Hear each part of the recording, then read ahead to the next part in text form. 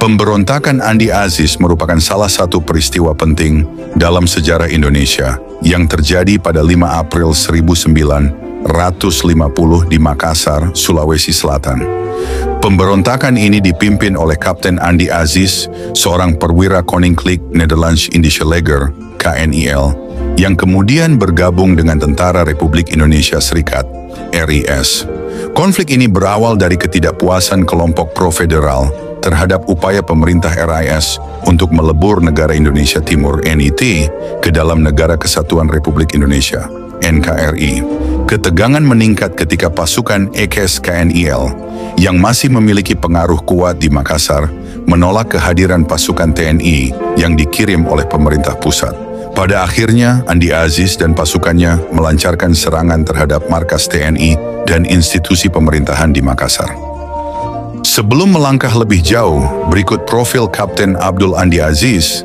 Andi Abdul Aziz lahir pada 19 September 1924 di Simpang Binanga, Kabupaten Baru, Sulawesi Selatan. Ia berasal dari keluarga bangsawan Bugis Baru dengan ayah bernama Andi Juwana Daeng Malyungan dan ibu bernama Becepese. Sebagai anak sulung dari keluarga terpandang, ia memperoleh kesempatan pendidikan yang baik. Pada 1935, setelah lulus dari sekolah ILS, orang tuanya mengirimnya ke Belanda untuk melanjutkan pendidikan.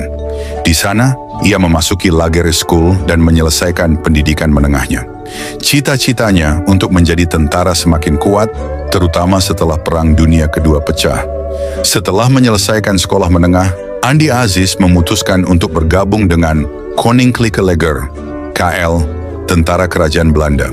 Ia menjalani berbagai tahapan seleksi dan akhirnya diterima sebagai anggota kelompok perlawanan bawah tanah melawan Jerman. Pada 1944, Andi Aziz ditugaskan sebagai mata-mata sekutu di Jerman. Namun situasi yang semakin memburuk memaksanya melarikan diri ke Inggris.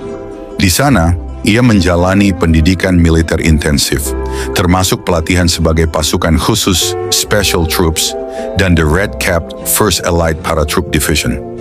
Ia kemudian dikirim bertugas ke India, Colombo dan Calcutta, di mana ia menjalani pelatihan perang hutan selama 3 bulan. Kembali ke Indonesia dan bergabung dengan KNIL. Setelah Jepang menyerah kepada sekutu pada 1945, tugas Andi Aziz sebagai tentara Belanda Inggris mulai berkurang. Pada saat yang sama, ia mendengar kabar tentang kemerdekaan Indonesia. Karena ingin melanjutkan karier militernya di tanah air, ia bergabung dengan KNIL, Koninklijk Nederlands Indische Leger, agar bisa ditempatkan di Indonesia.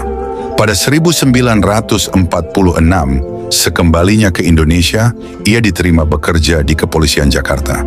Kariernya semakin menanjak pada 1947 ketika ia ditunjuk sebagai Ajudan Senior Cokorda Gederaka Sukawati, Presiden Negara Indonesia Timur, NIT, selama sekitar 1,5 tahun. Pada 1948, Andi Aziz dikirim ke Bandung untuk menjadi instruktur militer di pasukan Baret Merah KNIL. Setelah itu, ia kembali ke Makassar dan diangkat menjadi komandan kompi dengan pangkat Letnan 1. Pembentukan APRIS dan awal pemberontakan menjelang penyerahan kedaulatan pada 1949, Andi Aziz mendapat tugas membentuk kompi pasukan KNIL yang kemudian dilebur ke dalam APRIS, Angkatan Perang Republik Indonesia Serikat, pada 1950. Pasukan inilah yang menjadi kekuatan utama dalam pemberontakan Andi Aziz. Setelah penyerahan kedaulatan Belanda ke RI dalam konferensi Meja Bundar, KMB, terjadi berbagai pemberontakan, seperti pemberontakan Westerling di Jawa Barat dan RMS, Republik Maluku Selatan.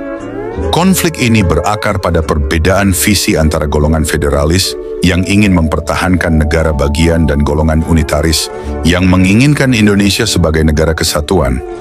Sebagai seorang federalis, Andi Aziz menolak pembubaran NIT. Ia percaya bahwa integrasi ke dalam NKRI harus dilakukan secara bertahap tanpa kekerasan. Selain itu, ia juga ingin mempertahankan posisi strategisnya di militer NIT, di mana ia berambisi menjadi tokoh militer utama bersama Presiden Sukawati dan Soemokil sebagai tokoh politik utama.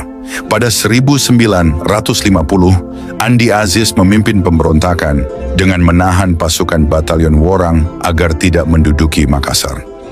Saat itu, ia baru berusia 26 tahun. Menurut laporan surat kabar The Sun, 14 April 1950, ia memimpin pasukan dengan gaya yang santai tetapi tetap tegas. Sementara laporan The Sydney Morning Herald, 17 April 1950, menyebutkan bahwa ia memberikan perintah dengan tenang tetapi cepat. Setelah pemberontakan berakhir, Andi Aziz diterbangkan ke Yogyakarta untuk menjalani persidangan. Ia dinyatakan bersalah atas tindakan yang dianggap melanggar hukum dan disiplin militer, serta dianggap mengkhianati sumpah tentara. Ia kemudian dijatuhi hukuman 14 tahun penjara. Pada 1958, ia dibebaskan dengan syarat tetap melapor setiap hari Senin kepada pihak berwenang. Setelah keluar dari penjara, Andi Aziz tidak lagi terjun ke dunia militer. Ia beralih ke dunia bisnis, bergabung dengan Sudarpo Sastro Sartono di perusahaan pelayaran samudra.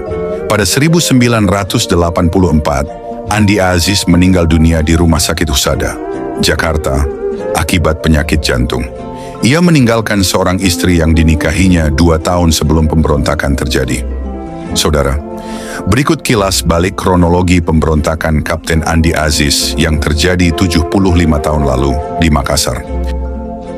Sementara pertentangan antara golongan penganut paham kesatuan yang ingin membubarkan negara Indonesia Timur, NIT, dan memasukkannya ke dalam Republik Indonesia dengan golongan penganut paham federasi yang ingin mempertahankan NIT semakin memanas, muncul pula tuntutan dari Dewan Perwakilan Rakyat Sulawesi Selatan, partai-partai politik, serta organisasi-organisasi pemuda kepada pemerintah Republik Indonesia Serikat, RIS.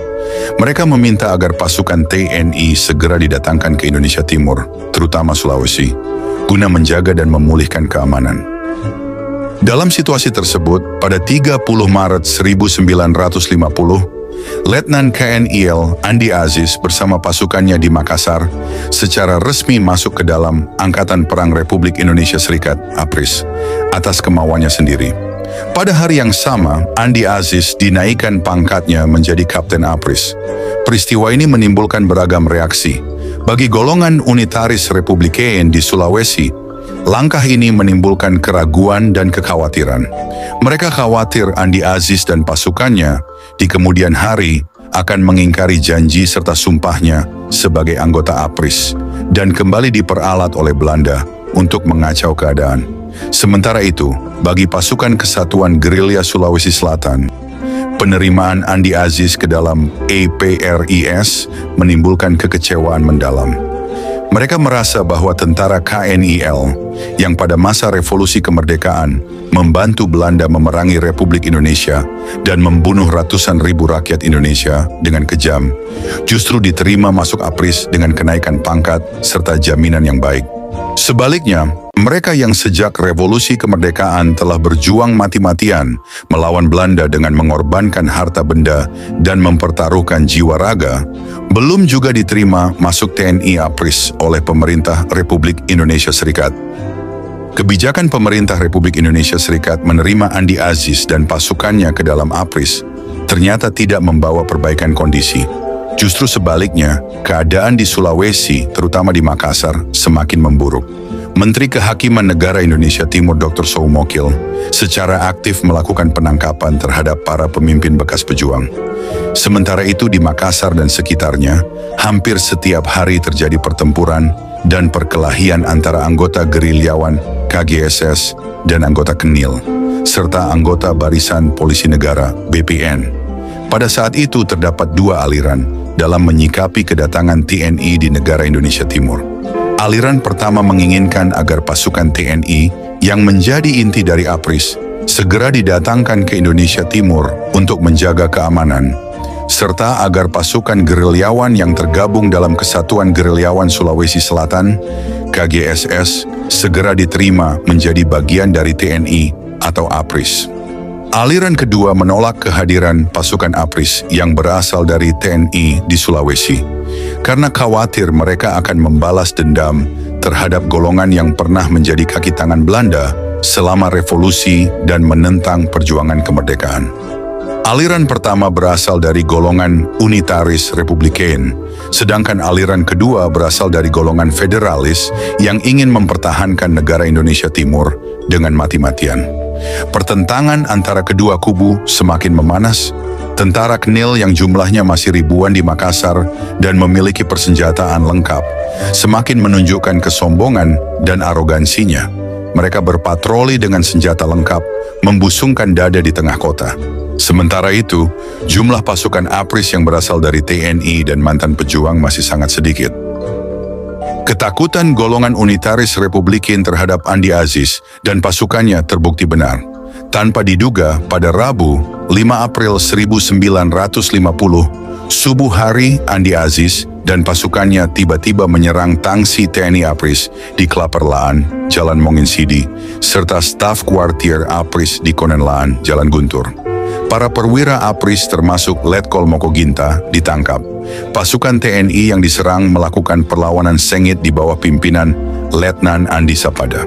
Namun karena jumlah mereka lebih sedikit dan persenjataan mereka tidak lengkap, akhirnya mereka terpaksa mundur ke Pandang-Pandang, Sungguh Minasa, sekitar 11 km dari Makassar. Tempat ini merupakan lokasi pelatihan dan asrama bagi anggota TNI yang berasal dari pemuda-pemuda pejuang dari Minahasa, Masamba, serta berbagai daerah di Sulawesi. Pada hari yang sama, pasukan Andi Aziz berhasil menduduki Makassar. Mereka kemudian melanjutkan gerakannya ke Sungguh Minasa dengan menggunakan tank-tank dan kendaraan lapis baja, menyerang tangsi TNI di Pandang-Pandang. Pertempuran sengit pun terjadi. Pasukan TNI yang terdiri dari pemuda-pemuda bekas pejuang bertempur mati-matian tanpa rasa takut. Mereka menyerang tank dan kendaraan lapis baja Andi Aziz dengan memanjatnya dan melemparkan granat tangan ke arah pengemudi. Perlawanan sengit ini membuat Andi Aziz kecewa karena perhitungannya meleset. Semula, ia mengira pasukan TNI di Pandang-Pandang akan langsung menyerah, tetapi kenyataannya mereka justru melawan dengan gigih. Akibatnya, pasukan Andi Aziz mengalami kerugian besar yang tidak mereka perkirakan sebelumnya. Setelah mengalami kekecewaan, Andi Aziz dan pasukannya kembali ke Makassar. Sementara itu, pasukan TNI yang pantang menyerah memanfaatkan kesempatan untuk memperkuat posisi mereka. Pasukan TNI mundur ke Palangga, sekitar 7 km dari Sungguh Minasa, untuk bertahan dan melatih diri. Sebelum serangan Andi Aziz terhadap tangsi-tangsi TNI, pasukan KGSS telah memperkuat pertahanan mereka di beberapa wilayah seperti Goa, Polong Bangkeng, dan Jeneponto. Mereka bersiap menghadapi kemungkinan serangan, karena sebelumnya telah mendapatkan indikasi bahwa Andi Aziz dan KNIL akan melakukan aksi terhadap anggota TNI dan KGSS yang dianggap sebagai bagian dari TNI. Untuk menghadapi ancaman ini, pasukan KJSS dan TNI yang bertahan di Palangga akhirnya bersatu dalam koordinasi yang kuat. Berkat kerjasama ini, pasukan TNI dan KJSS berhasil menguasai hampir seluruh wilayah strategis di sekitar Kabupaten Makassar. Akibatnya, pasukan Andi Aziz terkunci di dalam kota Makassar dan tidak dapat bergerak keluar. Tindakan Andi Aziz menjadi persoalan serius bagi pemerintah negara Indonesia Timur dan Republik Indonesia Serikat. Pemerintah negara Indonesia Timur harus memberikan penjelasan mengenai asal mula dan tujuan gerakan Andi Aziz, sedangkan pemerintah Republik Indonesia Serikat harus menyelesaikan masalah ini dengan cepat dan tepat agar tidak menimbulkan kekacauan lebih lanjut. Sikap pemerintah negara Indonesia Timur terhadap aksi Andi Aziz dapat disimpulkan dari beberapa pernyataan berikut bahwa pada 5 April 1950 pagi, melalui Radio Makassar, Andi Aziz mengumumkan bahwa tindakannya tidak terkait dengan ketentaraan dan merupakan bentuk ketidaksetujuan terhadap masuknya TNI ke negara Indonesia Timur. Pada 5 April 1950 siang, dalam sidang Parlemen Negara Indonesia Timur, Perdana Menteri Diapari menyatakan bahwa ia tidak dapat memberikan keterangan mengenai tindakan Andi Aziz, tetapi akan dilakukan penyelidikan lebih lanjut. pada 5 April 1950 sore, pemerintah negara Indonesia Timur mengeluarkan komunike yang menyatakan kekecewaan terhadap tindakan Andi Aziz dan menegaskan bahwa mereka tidak dapat mencegah aksi tersebut. Pada 5 April 1950 sore, Andi Aziz menyampaikan kepada pers bahwa pasukannya adalah Freistriders yang bertujuan mempertahankan negara Indonesia Timur. Ia menegaskan bahwa ia bertindak sebagai tentara APRIS, bukan sebagai anggota KNIL, dan menolak keberadaan pasukan APRIS yang berasal dari ex-TNI di negara Indonesia Timur. Pada 7 April 1950, dalam pidato radionya, Perdana Menteri Negara Indonesia Timur, Diapari, kembali menyatakan penyesalannya atas peristiwa ini. Ia menjelaskan bahwa meskipun pemerintah negara Indonesia Timur mendukung percepatan peralihan KNIL ke APRIS, mereka tidak menginginkan peristiwa 5 April terjadi. Sebagian besar pemimpin partai dan organisasi rakyat di Makassar berpendapat bahwa pemerintah negara Indonesia Timur memiliki keterlibatan dalam peristiwa ini, meskipun tidak secara langsung mengakui keterlibatan mereka. Sentimen anti-TNI di kalangan KNIL semakin diperuncing oleh kelompok yang ingin mempertahankan negara Indonesia Timur yang akhirnya memicu pemberontakan Andi Aziz. Pemerintah Republik Indonesia Serikat merespons dengan cepat dan tegas. Setelah menerima laporan tentang pemberontakan Andi Aziz, pemerintah segera menghubungi pimpinan tentara Belanda di Jakarta, memanggil wakil-wakil pemerintah negara Indonesia Timur ke Jakarta untuk memberikan laporan, memerintahkan Andi Aziz dan pasukannya kembali ke asrama mereka, memerintahkan Andi Aziz datang ke Jakarta untuk mempertanggungjawabkan tindakannya dalam waktu 4 kali 24 jam. Pada 5 April 1950, Jenderal Burman van Frieden dari tentara Belanda di Jakarta mengeluarkan perintah kepada pasukan KNIL di Makassar untuk tidak ikut campur dalam urusan Republik Indonesia Serikat. Pada 6 April 1950, Menteri Penerangan Negara Indonesia Timur, Dr. Ratulangi, bersama Letkol Mokoginta tiba di Jakarta untuk melaporkan situasi kepada Perdana Menteri Republik Indonesia Serikat Muhammad Hatta. Pada 7 April 1950, pemerintah Republik Indonesia Serikat mengeluarkan pernyataan resmi yang menegaskan bahwa pemerintah negara Indonesia Timur tidak terlibat dalam tindakan militer di Makassar. Pemberontakan ini bukan untuk mempertahankan negara Indonesia Timur, tetapi hanya menggunakan nama negara Indonesia Timur sebagai dalih. Peristiwa di Makassar melibatkan 2 kelompok militer, antara lain 1 kompi APRIS di bawah Andi Aziz yang baru saja diserahkan oleh KNIL, dan sekelompok anggota KNIL yang bertindak sendiri. Andi Aziz mengajukan alasan untuk tindakannya, tetapi pemerintah Republik Indonesia Serikat tidak menerimanya. Ia diberi waktu 4 kali 24 jam untuk datang ke Jakarta. Pemerintah Republik Indonesia Serikat akan mengadakan pembicaraan dengan tentara Belanda mengenai keterlibatan anggota KNIL dalam peristiwa ini. Sementara itu, situasi di Makassar semakin tegang. Pasukan Andi Aziz memperkuat penjagaan di kota, termasuk di pelabuhan, dengan senjata berat. Kapal-kapal yang membawa pasukan APRIS tampak bersiap melakukan pendaratan, menambah ketegangan di kalangan rakyat Makassar. Untuk menyelesaikan konflik ini, pada 9 April 1950 diadakan konferensi segitiga di Jakarta antara Republik Indonesia Serikat, Republik Indonesia, dan negara Indonesia Timur. Konferensi ini dipimpin oleh Perdana Menteri Republik Indonesia Serikat, Muhammad Hatta, dengan peserta sebagai berikut. Pemerintah Republik Indonesia Serikat diwakili Muhammad Hatta, Ide Anak Agung Gede Agung, Dr. Leimena, dan Dr. Ma'mun Sumadipraja. Pemerintah Republik Indonesia diwakili oleh Wakil Perdana Menteri Abdul Hakim dan Menteri Perhubungan Insinyur Sitompul. Pemerintah Negara Indonesia Timur diwakili oleh J. Herdoko, Dr. Ratulangi, Mr. S. Binol, dan lainnya. Keputusan utama dari konferensi ini adalah masalah negara Indonesia Timur harus diselesaikan berdasarkan persatuan bangsa Indonesia. Republik Indonesia tidak berniat melebur negara Indonesia Timur ke dalam wilayahnya, tetapi menyerahkan keputusan kepada rakyat. Pemerintah negara Indonesia Timur menyatakan bahwa rakyat akan menentukan bentuk ketatanegaraan Indonesia secara konstitusional dan demokratis. Meskipun konferensi ini belum sepenuhnya menyelesaikan peristiwa Andi Aziz, tetapi menunjukkan adanya kesepahaman antara Republik Indonesia, Serikat, Republik Indonesia, dan negara Indonesia Timur untuk segera menangani masalah ini. Upaya penyelesaian terus berlanjut di Jakarta dan Makassar.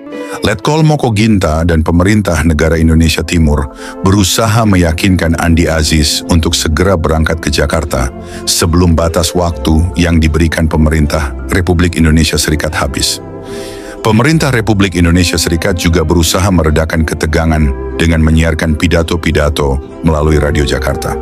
Pada 10 April 1950, Perdana Menteri Muhammad Hatta dalam pidatonya menekankan bahwa perbedaan pandangan politik harus diselesaikan secara sportif dan rakyatlah yang akan menentukan bentuk negara di masa depan. Ia juga menegaskan bahwa lawan politik bukanlah musuh, tetapi saudara sebangsa, sehingga perjuangan politik tidak boleh melibatkan kekerasan seperti penggunaan granat atau senjata lainnya. Peristiwa Andi Aziz ini menjadi salah satu ujian besar bagi stabilitas Indonesia pasca KMB, tetapi juga menunjukkan bagaimana pemerintah Republik Indonesia Serikat berusaha mengatasi konflik dengan pendekatan diplomasi dan ketegasan militer. Sementara itu, dalam pidatonya, Menteri Pertahanan Republik Indonesia Serikat menyatakan, oleh Andi Aziz, pasukan-pasukannya telah dikonsinyir. Oleh Andi Aziz, senjata-senjata yang jatuh ke tangannya dalam pertempuran saat peristiwa Makassar telah dikembalikan kepada yang berhak. Oleh Andi Aziz, para tawanan dalam peristiwa Makassar telah dibebaskan. Oleh Andi Aziz telah dinyatakan bahwa ia akan datang ke Jakarta pada tanggal 13 April 1950 untuk mempertanggungjawabkan tindakannya dalam peristiwa Makassar. Namun penundaan pidato Panglima Tertinggi APRIS menimbulkan kekesalan di kalangan pasukan gerilyawan KJSS dan anggota TNI APRIS di Sulawesi. Mereka kecewa karena berharap pidato tersebut akan memberikan petunjuk mengenai tindakan terhadap pasukan Andi Aziz dan para pengikutnya. Mereka juga menganggap bahwa penundaan itu memberi Andi Aziz dan pasukannya lebih banyak waktu untuk memperkuat posisinya. Pada 13 April 1950, utusan pemerintah negara Indonesia Timur akhirnya tiba di Jakarta. Pada hari itu, Letkol Moko Ginta tiba di Jakarta dari Makassar dengan pesawat pembom bersama utusan pemerintah negara Indonesia Timur, yaitu Menteri Penerangan Dr. Ratulangi dan Andi Patopoy. Namun Kapten Andi Aziz yang dinanti-nantikan kedatangannya oleh pemerintah Republik Indonesia Serikat belum juga tiba.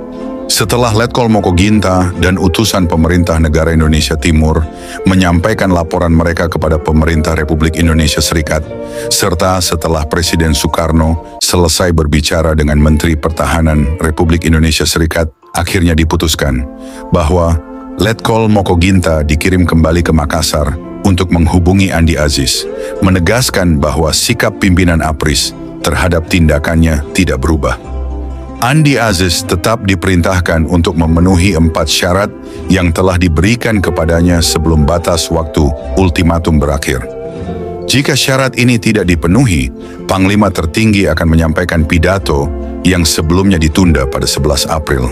Utusan pemerintah negara Indonesia Timur juga kembali ke Makassar bersama Letkol Moko Ginta, membawa pesan dari Presiden Soekarno kepada Presiden Sukawati terkait penyelesaian peristiwa Makassar. Tepat pukul 15.00 waktu Indonesia Barat, Letkol Moko Ginta, Sam Ratulangi, dan Andi Patopoy kembali ke Makassar dengan pesawat pembom. Sebelum meninggalkan Jakarta, Sam Ratulangi sempat berbicara dengan Presiden Sukawati melalui radio telepon dan menegaskan bahwa pemerintah Republik Indonesia Serikat tetap berpegang pada 4 syarat tersebut. Pada pukul 19.45, waktu Indonesia Tengah, Letkol Moko Ginta tiba di Makassar hanya 15 menit sebelum Panglima Tertinggi Republik Indonesia Serikat dijadwalkan memberikan pidato radio. Menteri Pertahanan memberi waktu tambahan 15 menit kepada Letkol Moko Ginta untuk menghubungi Andi Aziz. Namun dalam waktu tersebut ia belum juga berhasil menemui Andi Aziz. Sebagai konsekuensi dari keterangan yang telah diberikan pemerintah Republik Indonesia Serikat mengenai peristiwa Andi Aziz, Presiden Soekarno dalam kapasitasnya sebagai Panglima tertinggi Republik Indonesia Serikat akhirnya menyampaikan pidato radio pada pukul 20.00 waktu Indonesia Barat.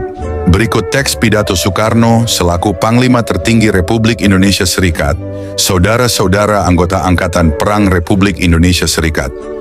Dengan gembira, saya selalu mengikuti upaya penyempurnaan Angkatan Perang Republik Indonesia Serikat, khususnya setiap kali mendengar bahwa satuan dari bekas Kenil telah bergabung dalam keluarga Angkatan Perang Republik Indonesia Serikat. Saya percaya bahwa para anggota baru ini, sebagai putra Indonesia dan prajurit Indonesia, akan memberikan sumbangan berharga bagi kejayaan Angkatan Perang dan bangsa kita. Namun saya harus menyatakan bahwa kejadian di Makassar baru-baru ini melukai hati saya sebagai Panglima tertinggi. Saudara-saudara telah mengetahui peristiwa tersebut.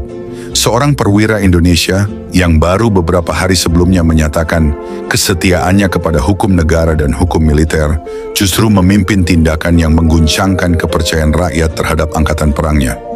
Saya tidak ingin menyebut nama perwira ini karena saya percaya bahwa angkatan perang insya Allah akan menyelesaikan kejadian ini dengan segera. Dengan demikian, rakyat Indonesia tidak perlu lagi mendengar namanya disebut dalam surat kabar dan berita radio.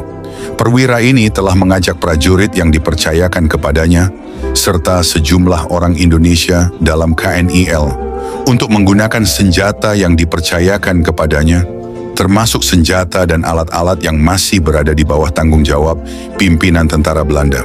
Padahal seorang perwira hanya diperkenankan menggunakan senjata serta prajuritnya untuk kepentingan negara Republik Indonesia Serikat dan hanya atas perintah atasan. Untuk apa perwira ini bertindak demikian? Menurut keterangannya, ia ingin mempertahankan negara Indonesia Timur. Pemikiran ini tidak dapat dibenarkan. Keberadaan negara Indonesia Timur, Sumatera Timur, Republik Indonesia dan lainnya bukanlah urusan angkatan perang, melainkan urusan rakyat. Di negara Indonesia Timur masih ada pemerintah yang sah, dan saya tidak pernah mendengar bahwa pemerintah ini meminta perwira tersebut untuk mempertahankan negara Indonesia Timur dengan kekerasan. Demikian pula, saya tidak pernah mendengar bahwa rakyat negara Indonesia Timur meminta bantuan militer untuk mempertahankan negara mereka. Lalu, untuk apa ia bertindak? Saudara-saudaraku bangsa Indonesia dalam Kenil, meskipun saudara-saudara masih berada di bawah komando Belanda, saudara bukanlah orang asing di negeri ini. Oleh karena itu, renungkanlah kata-kata saya dengan tenang. Apakah tindakan di Makassar dilakukan demi kepentingan saudara, istri dan anak-anak saudara? Jika saudara merenungkan hal ini dengan jujur, saudara akan menyadari bahwa siapapun yang mengatakan bahwa tindakan tersebut dilakukan demi saudara adalah pembohong besar. Kepentingan saudara hanya akan terjamin jika saudara masuk ke dalam Angkatan Perang Republik Indonesia Serikat secara teratur. Tindakan liar justru bertentangan dengan kepentingan saudara dan keluarga. Keahlian saudara akan dihargai dalam Angkatan Perang Republik Indonesia Serikat. Dan siapapun yang mengatakan bahwa saudara tidak akan diterima di APRIS adalah pembohong. Di dalam Kenil, saudara tidak berpolitik, tidak pro atau anti terhadap aliran politik tertentu. Maka di dalam APRIS pun demikian. Prajurit tidak boleh bertindak tanpa perintah. Prajurit harus berdisiplin. Jika saudara merenungkan ini dengan tenang, saudara akan mengerti bahwa tindakan di Makassar bertentangan dengan kepentingan saudara sendiri. Kepentingan saudara serta keluarga hanya akan terjamin jika saudara membantu agar reorganisasi Kenil berlangsung cepat dan teratur. Saya berharap agar instansi yang bertanggung jawab menunaikan kewajibannya kepada anggota Kenil sesuai perjanjian dalam konferensi meja bundar. Sekarang saya kembali pada pertanyaan awal. Untuk apa perwira Indonesia itu bertindak di Makassar? Apakah ia bertindak demi rakyat Indonesia di Indonesia Timur atau Sulawesi Selatan? Jika benar, maka ia seharusnya menaati hukum negara. Namun ia telah melanggar hukum negara dan hukum tentara. Ia mengaku ingin mempertahankan negara Indonesia Timur, tetapi mempertahankan negara Indonesia Timur dari apa? Dari siapa? Nasib negara Indonesia Timur, seperti halnya nasib seluruh Indonesia, akan ditentukan oleh rakyat. Jika ia ingin mempertahankan negara Indonesia Timur dengan senjata melawan kehendak rakyat, maka ia bertindak di luar hukum. Bagaimanapun juga, ketentraman dan hukum telah dilanggar di Makassar. Sebagai presiden, saya tidak dapat mengunjungi tempat yang indah ini sebelum hukum dan ketentraman dikembalikan. Insya Allah saya akan mengunjungi bagian lain dari Indonesia Timur, tetapi sebelum hukum dan ketentraman kembali di Makassar, Bung Karno tidak akan dapat bertemu muka dengan rakyat Makassar dan rakyat Sulawesi Selatan yang saya cintai. Saudara-saudara, pemerintah menyadari bahwa mungkin terdapat berbagai kesalahpahaman dan mungkin juga ada pengaruh tertentu di kalangan prajurit di Makassar yang akhirnya mendorong mereka melakukan perbuatan yang bertentangan dengan kepentingan mereka sendiri, bertentangan dengan kepentingan negara Indonesia Timur, bertentangan dengan kepentingan Republik Indonesia Serikat, dan bertentangan dengan hukum tentara.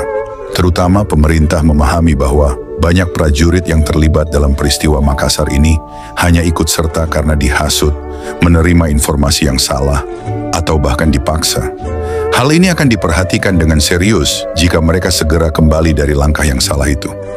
Pemerintah telah memberikan waktu yang cukup bagi seorang perwira muda yang namanya tidak akan saya sebut tadi untuk mempertanggungjawabkan tindakannya.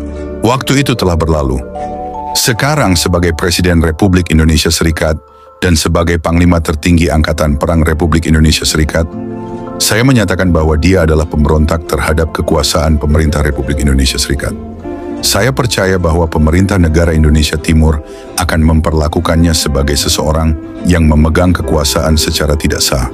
Saya juga percaya bahwa rakyat Makassar dan rakyat Sulawesi Selatan akan menganggapnya sebagai pemberontak terhadap kekuasaan yang sah. Kepada saudara-saudara bangsa Indonesia di dalam Kanil, saya serukan, bertindaklah sesuai dengan kepentingan saudara-saudara dan kepentingan bangsa Indonesia. Tetaplah tenang dan tentram, bantu segala usaha menuju reorganisasi yang teratur dalam satuan-satuan Kanil, dan hindari segala tindakan yang dapat membahayakan masa depan saudara-saudara dan keluarga kalian. Dan sekarang, kepada Angkatan Perang, saya percayakan tugas ini kepada kalian untuk menyelesaikan persoalan yang bertentangan dengan hukum tentara ini. Laksanakan tugas kalian sebaik-baiknya. Merdeka, sekali merdeka, tetap merdeka. Setelah Panglima Tertinggi Republik Indonesia Serikat mengucapkan pidatonya, rakyat di Makassar umumnya menduga bahwa pertempuran sengit antara pasukan Andi Aziz dengan TNI APRIS dan gerilyawan di Sulawesi Selatan akan segera terjadi. Mereka mengira bahwa Andi Aziz tidak akan mau berangkat ke Jakarta dan meninggalkan pasukannya. Sebaliknya, ia diduga akan terus melakukan perlawanan. Namun rupanya ketika Andi Aziz melihat betapa erat hubungan antara APRIS dan KGSS, serta rakyat dalam suatu koordinasi yang baik serta membentuk kekuatan besar yang sulit dilawan, semangatnya yang tadinya meningkat hingga 180 derajat untuk memberontak, mempertahankan negara Indonesia Timur, dan mencegah kedatangan pasukan APRIS bekas TNI di Sulawesi, kini menurun hingga 0 derajat. Akhirnya Kapten Andi Aziz pun terpaksa mengalah dan bersedia berangkat ke Jakarta. Pada tanggal 14 April 1950, Andi Aziz menaiki pesawat Garuda Indonesia bersama Letkol Mokoginta, Menteri Penerangan Negara Indonesia Timur Samratulangi, dan beberapa lainnya untuk menghadap pemerintah Republik Indonesia Serikat guna mempertanggungjawabkan tindakannya. Mengenai kedatangan Andi Aziz di Jakarta, muncul perbedaan pendapat antara pemerintah Republik Indonesia Serikat dan pemerintah negara Indonesia Timur. Pemerintah Republik Indonesia berpendapat bahwa Andi Aziz datang sebagai tawanan dan harus ditahan untuk kemudian dihadapkan ke pengadilan militer sebagai tentara yang telah memberontak terhadap negara. Sebaliknya, pemerintah negara Indonesia Timur beranggapan bahwa Andi Aziz bukanlah seorang tawanan, melainkan orang yang bebas dan akan segera kembali ke Makassar untuk menjaga keamanan dan ketentraman umum di negara Indonesia Timur. Namun pandangan pemerintah negara Indonesia Timur ini ditolak oleh pemerintah Republik Indonesia Serikat dan menimbulkan reaksi besar dari rakyat Sulawesi Selatan. Setelah Presiden Soekarno mengucapkan pidatonya, situasi di Sulawesi Selatan, terutama di Makassar, menjadi semakin genting. Pertempuran terjadi di mana-mana antara APRIS dan pasukan Andi Aziz, serta antara gerilyawan dengan anggota KNIL dan barisan polisi negara. pasukan gerilyawan Sulawesi Selatan, KJSS, yang memahami latar belakang aksi Andi Aziz, dalam serangan-serangannya tidak membedakan target. Mereka menyerang anggota pasukan Andi Aziz, Kanil, dan barisan polisi negara tanpa pandang bulu. Akibatnya, anggota Kanil dan barisan polisi negara menjadi kalang kabut, sementara amarah mereka terhadap gerilyawan semakin membesar. Berkat kerjasama erat antara APRIS, gerilyawan, dan rakyat, beberapa hari sebelum batalion Worang mendarat di Sulawesi Selatan, hampir seluruh wilayah penting di pedalaman telah dikuasai oleh pasukan gerilya dan APRIS. Pada tanggal 19 April 1950, ketika tentara Worang mendarat di Sulawesi Selatan, pasukan gerilya bertindak sebagai benteng dan perisai, menghalangi serangan pasukan Andi Aziz dan Nil yang ingin menyerang tentara Worang. Dengan demikian, tentara Worang dapat mendarat di Sulawesi Selatan dan merebut Makassar, pusat pertahanan pasukan Andi Aziz, dengan mudah dan selamat. Pasukan Andi Aziz yang sudah kehilangan pemimpin akhirnya menjadi tercerai-berai dan tidak mampu menghadapi serangan APRIS serta gerilyawan. Pada tanggal 19 April 1950, pasukan Andi Aziz akhirnya menyerah tanpa syarat. Dalam sidang Mahkamah Tentara di Yogyakarta, jaksa menegaskan bahwa Andi Aziz secara nyata melakukan pemberontakan tentara di Makassar. Tindakannya dianggap sebagai pelanggaran terhadap pemerintah yang sah dan merupakan kejahatan yang harus dikutuk, terutama ketika negara Republik Indonesia Serikat sedang dalam tahap pembangunan. Jaksa juga menyatakan bahwa Andi Aziz adalah dalang utama peristiwa Makassar yang dipicu oleh semangat kedaerahan di kalangan pendukung federalisme, dengan Somokil bertindak sebagai intelektual di balik gerakan tersebut. Meskipun Andi Aziz dalam keterangannya menyatakan bahwa ia tidak memiliki maksud politik dan hanya menghendaki negara Indonesia Timur tetap berdiri, pernyataan yang ia sampaikan melalui radio di Makassar menunjukkan perlawanan terhadap pemerintah RIS. Dengan mempertimbangkan tindakannya, jaksa menuntut hukuman penjara 16 tahun, dikurangi masa tahanan yang telah dijalani. Setelah tuntutan jaksa dibacakan, terdakwa diberikan kesempatan untuk membela diri. Dalam pembelaannya, Andi Aziz menjelaskan bahwa tindakannya bertujuan untuk mencegah pecahnya pertempuran antara TNI APRIS dan prajurit KNIL yang saat itu marah besar akibat kedatangan batalion Worang. Ia mengklaim bahwa keputusannya menerima peran sebagai pemimpin perlawanan terhadap APRIS semata-mata untuk mengendalikan amarah para prajurit KNIL dan mencegah pertumpahan darah yang lebih besar. Meski demikian, ia tetap mengakui kesalahannya dengan jantan, meskipun berpegang teguh pada keyakinannya bahwa tindakannya didorong oleh niat untuk melindungi rakyat.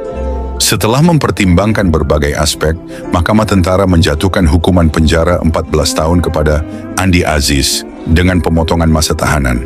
Ia diberikan dua opsi, mengajukan banding ke Mahkamah Agung Tentara atau mengajukan permohonan grasi kepada Presiden. Dalam pernyataannya kepada kantor berita Antara, Andi Aziz menyatakan bahwa ia menerima putusan tersebut dan tidak akan mengajukan banding. Sebagai gantinya, ia akan meminta grasi kepada Presiden. Permohonan ini didasarkan pada kesanggupan Menteri Pertahanan sebagaimana tertuang dalam telegram kepada Presiden Sukawati yang menyatakan bahwa jika Andi Aziz bersedia datang ke Jakarta untuk mempertanggungjawabkan perbuatannya, pemerintah akan memberikan ampunan jika ia dijatuhi hukuman oleh pengadilan. Pada tahun 1958, Andi Aziz akhirnya dibebaskan dengan syarat harus melapor kepada pihak berwajib setiap hari Senin. Setelah keluar dari penjara, ia terjun ke dunia bisnis dan bergabung dengan Sudarpo Sastro Sartono di perusahaan pelayaran samudera yang bermarkas di Tanjung Priok. Karena penyakit jantung yang dideritanya, Andi Aziz akhirnya meninggal dunia pada tahun 1984 di Rumah Sakit Husada, Jakarta.